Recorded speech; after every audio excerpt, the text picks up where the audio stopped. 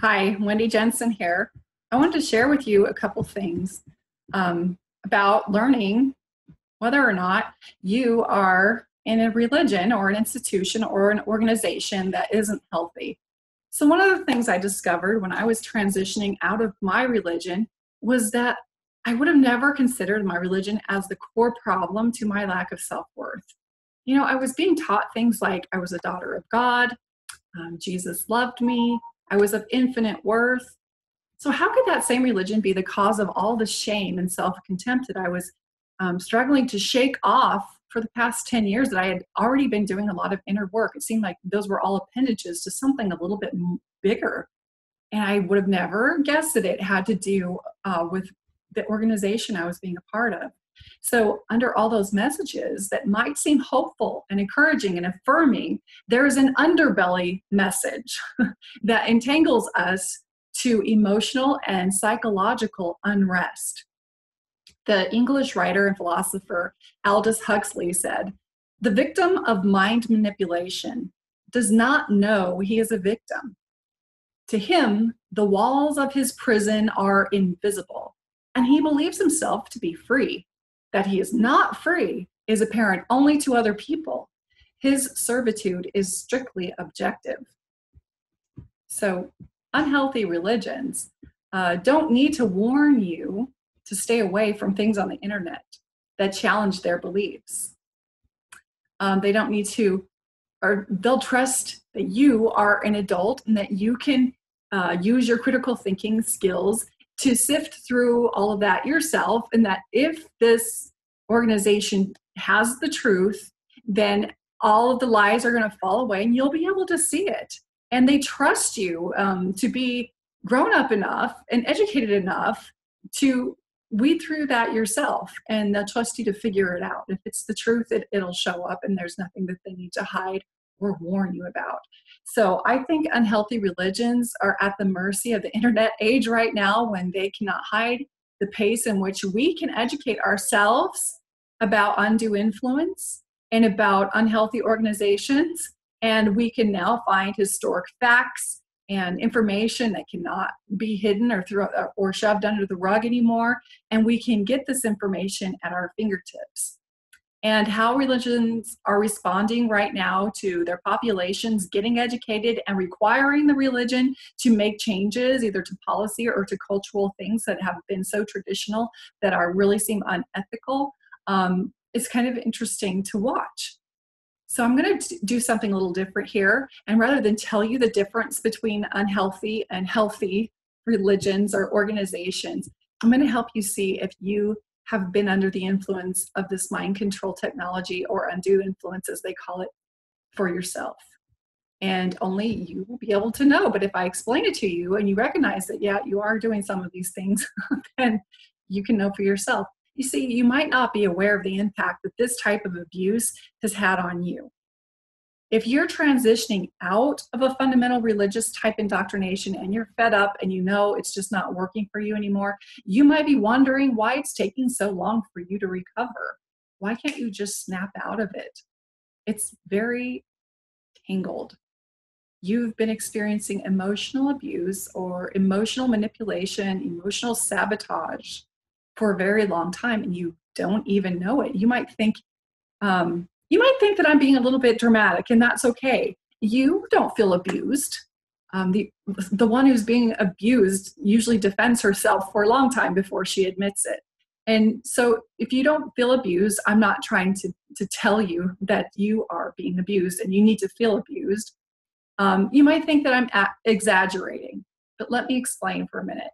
The definition of abuse, you can find it right in the dictionary, and this is the definition that I'll be using. It means to misuse one's authority to deceive or mislead.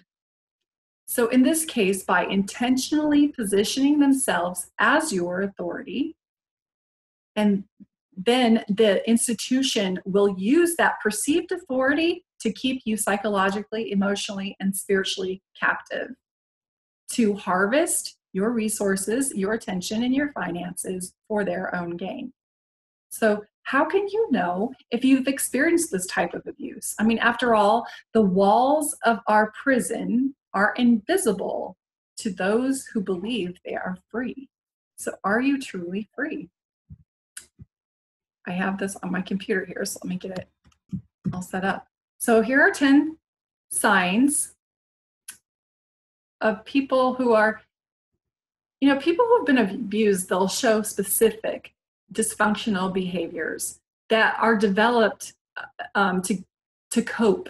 They're like counteracting behaviors to cope from the effects of the abuse. So if you aren't showing any of these limiting and negative behaviors and they aren't holding you back in your life, then no worries.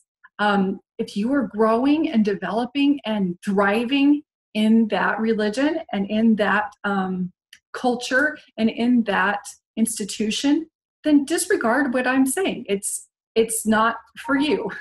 The effect your church is having on you is not severe, and you should be able to just move on. However, if they are affecting you, it might be in your best interest to learn why and to start digging in and understanding the matrix and the complexity of what's going on for you and your relationship with the institution or with the religion or organization. So here are 10 signs that you have been entangled in an unhealthy, manipulative, exploitive religion or organization that's harnessing your resources for their own purposes and gain. Number 1, you have a fear that if you leave the organization, that you will lose the ability to make good decisions and be a good person. The organization has convinced you that the reason you're good is because of your membership and because of your association with their organization. This is not just a thing in your church. This is a tactic used in many unhealthy organizations to get them to comply and conform, is to help them become codependent on the religion or on the organization. So the church, they get you to believe that it is the church that makes you good, that without it, you would be a lesser person, that you would make terrible choices on your own, that you would not be service-oriented.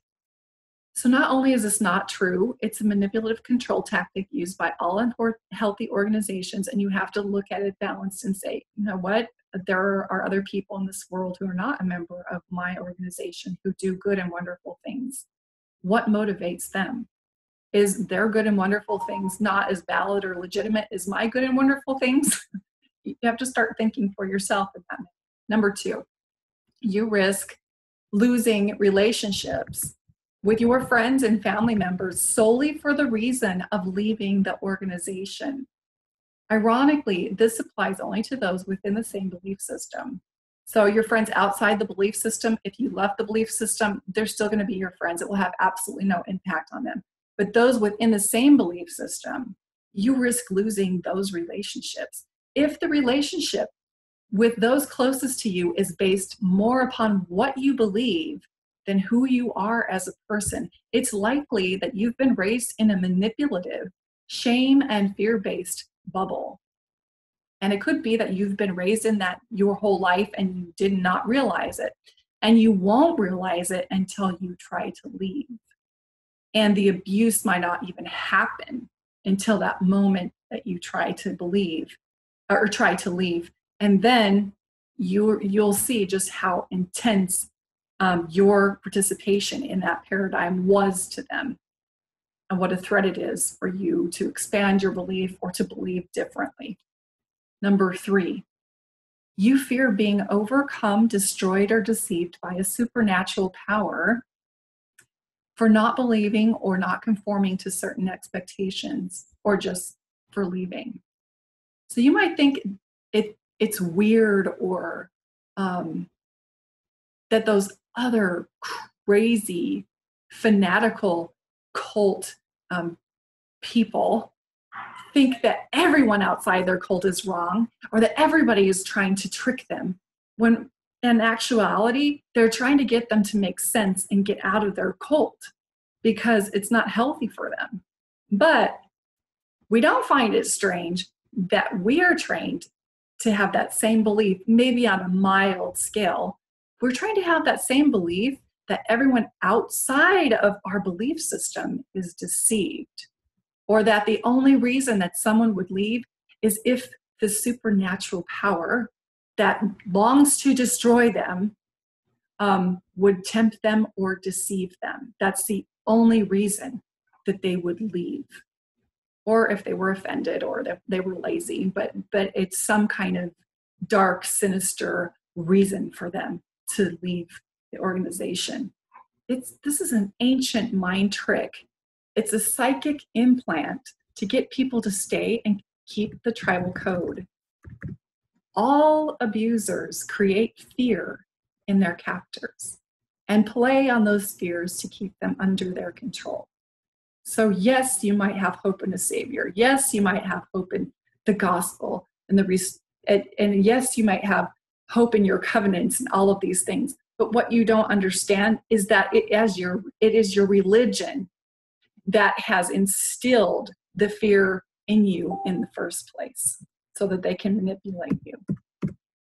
Number 4, because there isn't a safe place in an unhealthy organization to disagree or challenge the doctrines or the leaders or the authorities, you've developed a way to make yourself wrong and to blame yourself, or to claim yourself as being prideful or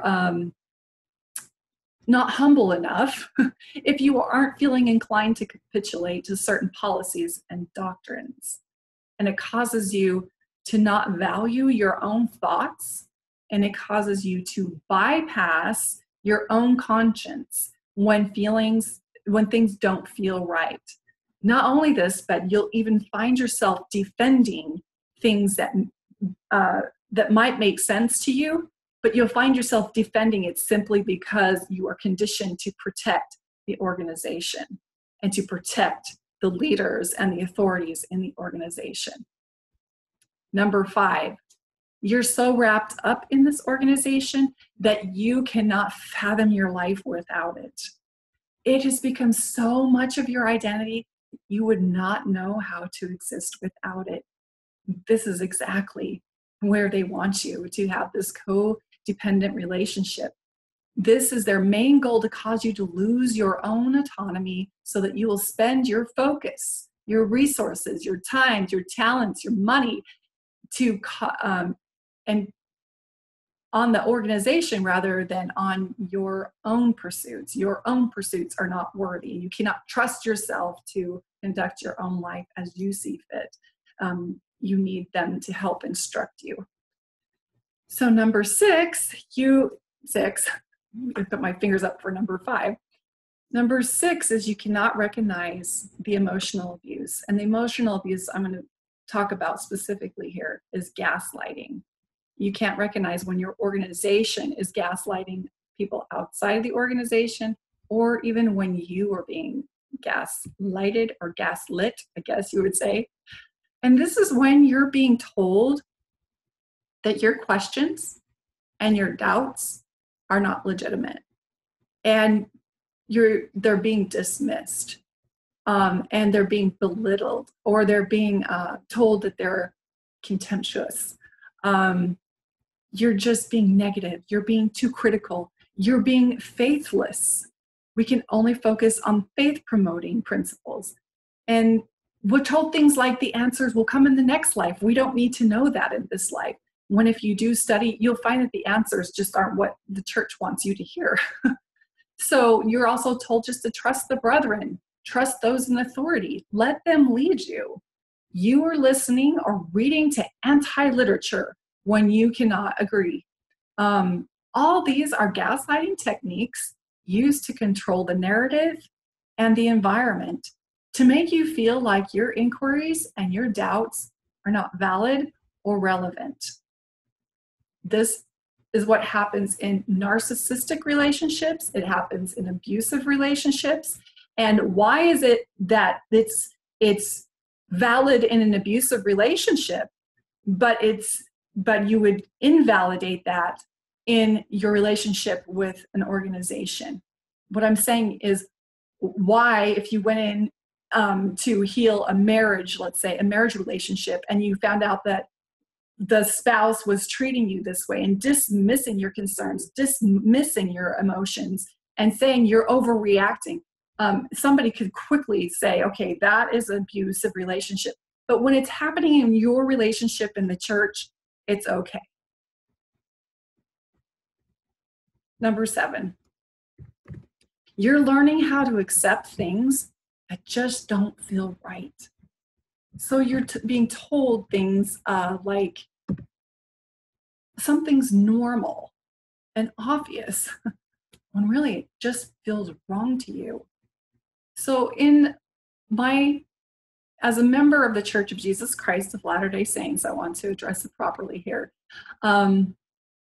It just did not feel right to many members that the children, in November 2015, there was a policy that was sent out in the handbook of all places. It was not meant to be, announced to all the world, but it was uncovered in a handbook.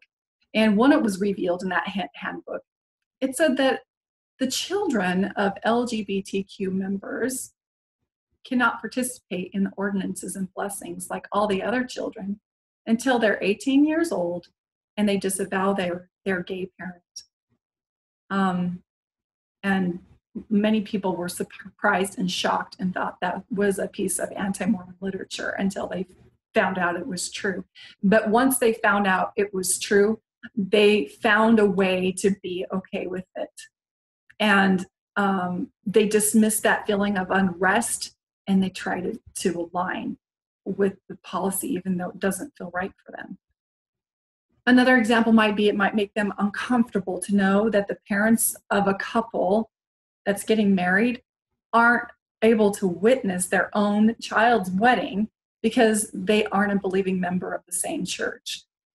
But they try to justify those unrestful feelings without trying to know how it might feel for the parents. It's almost like the church is entitled to that. However, for the LDS church, they're the only church that feels the right that they can hijack the wedding, that they can own the whole wedding ceremony. And they put too much pressure on the couple to have to make a decision, whether they want their family to be there or whether they're going to have it in the temple. The way that they're taught since they were little is the only proper way to have it. And this is not healthy for families. It's not family friendly. And it's coming from a church that's promoting families and families being a priority. And so there's like this conflict going on, and it doesn't feel right, but you're going to find a way to somehow make yourself okay with it. And you're compromising your own gut feelings and your own feelings of what seems fair. So you might dismiss other uncomfortable feelings about polygamy, polyandry, racism, sexism, the lack of your own spiritual revelation or your own spiritual growth, like you're in denial that you really aren't growing in the community. You're just conforming to it, and it feels kind of robotic. You might be denying that there seems to be a lot of adoration for the leadership, and that there's a lot of leadership worship, and it makes you nervous and uncomfortable, but you keep bypassing it, or you don't notice that you're participating in yourself, that you're participating in that worship yourself.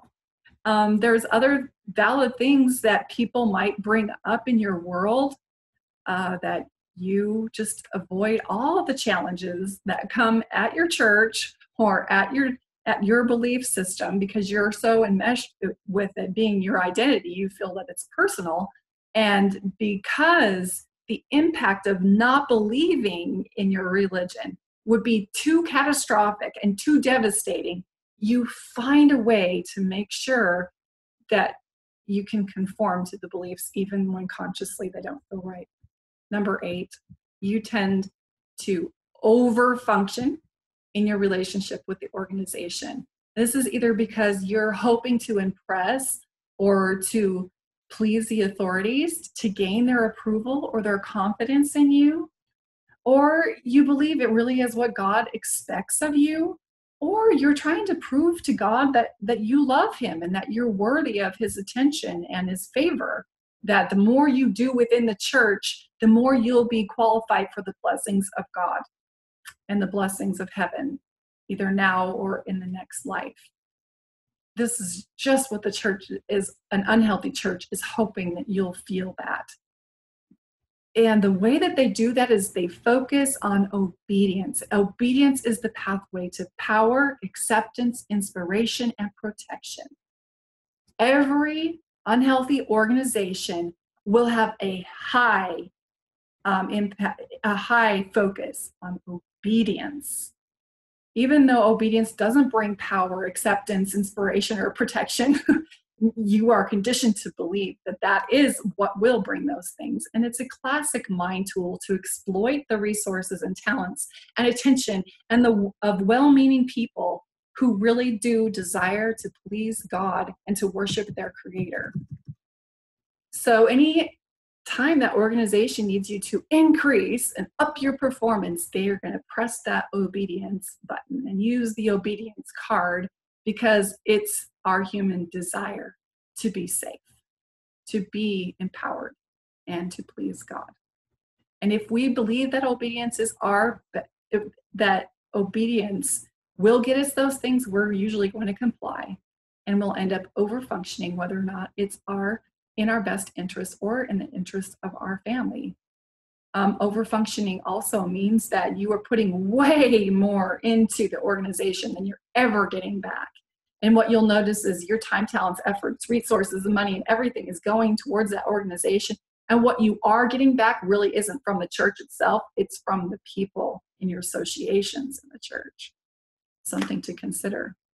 Number 9, you're generally an honest person, but you found yourself tempted to lie about certain things so that you can continue being included as a fully participating member of the organization.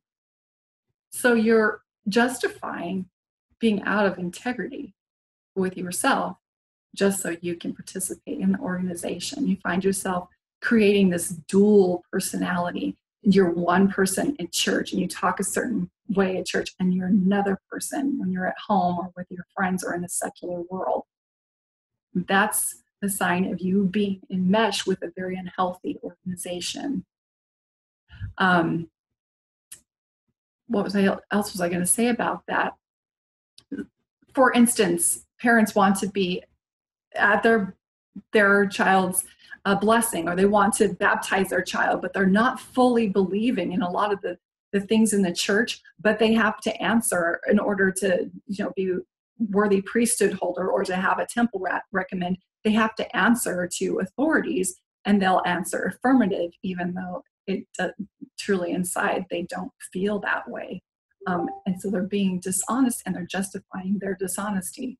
And you find yourself creating this dual personality and submitting to the demands of the organization so you can fit in or avoid humiliation. And you end up acting these two different people. Let me move on to number 10. I don't want to rehash that one. You'll know if you're doing that or not. If you're going to be honest with yourself, you'll know if you've come to that point. Number 10 is you're in denial that you aren't growing spiritually, and that any spiritual growth that you are experiencing is not related to your membership within the organization. It's usually more connected to your own self-inquiry, to your own challenges, to your own self-reflection. And many times, a lot of the studying you're doing outside the organization is far more enriching for you than what you're doing inside the organization. Unhealthy organizations and unhealthy religions specifically do not promote self-realization, self-actualization.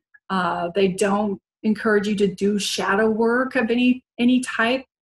And the reason for that is because this self-realization is true spiritual growth and development. It's you understanding the mystery of you and how you operate and how you connect to your inner compass, your inner voice, and that creator that created you, that source within you.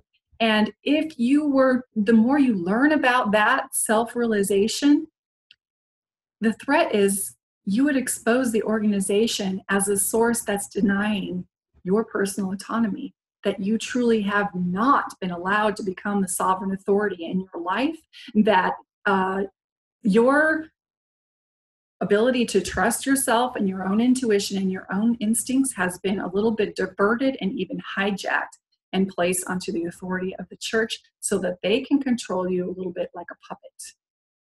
And they'll tell you what to do over here, and the whole congregation will move over there. And they'll tell you what to do, no, come over here, everybody will come over here, and you just conform to the group think. And all of that is, once you have the self-actualization and you honor yourself and your own inner compass, you move away from that and you get fully connected, and you have a renewable source of energy and power and autonomy, and it feels more true and in integrity with who you are and what your goals are. And you start to realize that pursuing what's in your heart is by far more important than pursuing the values that were imposed on you by the organization. I hope these 10 things have helped you to know whether you could be involved in an unhealthy organization or in an unhealthy religion. If you want to learn more about transitioning and healing from religious abuse, you can subscribe to this channel. Or if you are a member of the Church of Jesus Christ of Latter-day Saints and you are already feeling yourself transitioning out and you know there's not going to be a way to fit back into the box once you know a certain level of studying gets you to a place where it doesn't make sense anymore, you might enjoy reading a copy of my book, A Peculiar Transition: Healing the Trauma of Mormon Faith Crisis. And the link to purchase that book, you can get it on Kindle or on Amazon, either one. I'll leave that below as well. And if you're really struggling and you know this faith crisis is just, it feels like it's taking you out and it's affecting your health, it's affecting your relationships, it's affecting every aspect of your life, because it will, because the religion has been enmeshed in every aspect of your life. And you find that you're needing a faith crisis coach, you can set up a strategy appointment on the link that I'll leave below as well. And we can talk and we can see if my online program might be a good fit for you. Or you can email me at wendy@wendyjensen.com. It is my joy and my honor to help you discover your joy, recover your joy as you are transitioning, growing, expanding, and increasing your ability to love. Thank you.